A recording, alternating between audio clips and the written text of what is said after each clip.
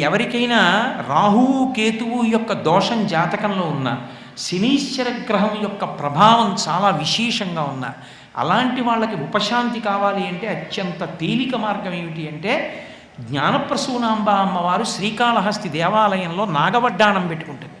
పడగ ఇలా ముందుకొచ్చి ఉంటుంది. వెళ్ళి ఒక్కసారి ఆ నాగవడ్డాణం పడగ వంక చూసొస్తే చాలు గ్రహములు ఉపశాంతి పొందుతాయి.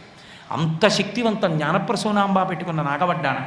మనం జాగ్రత్తగా గమనిస్తే సుబ్రహ్మణ్యేశ్వర స్వామి వారి యొక్క అవతారంలో అంతా కూడా 6 అంకెకి చాలా ప్రాధాన్యత కలిగి కనపడుతుంది. అందులో షష్ఠి ఆయనకి సంబంధించినటువంటి పూజలు చాలా చిత్రమైన విషయం ఏమిటంటే అటువంటి గొప్ప రోజునే కదూ మనం కూడా సభ చేసుకుంటున్నది.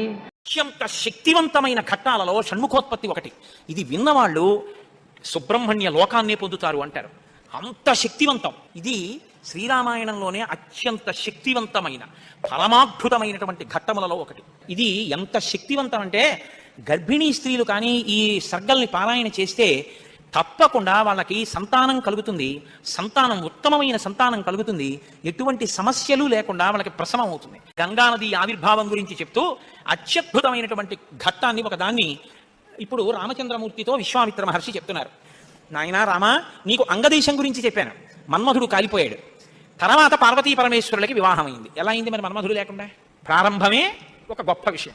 అందరి మీద బాణాలు వెయ్యాలి అంటే చేతిలో చెరుకు విల్లు 5 పుష్పబాణాలు పట్టుకుని బాణాలు వేసేటటువంటి మన్మధుడు నేను బాణాలు వేసి అందరిలోనూ కామ ప్రచోదనం చెయ్యగలనన్న అహంకారంతో అదే పుష్పబాణాల్ని తీసుకెళ్లి పరమశివుడి మీద కూడా వేసి ఆయన మనసు.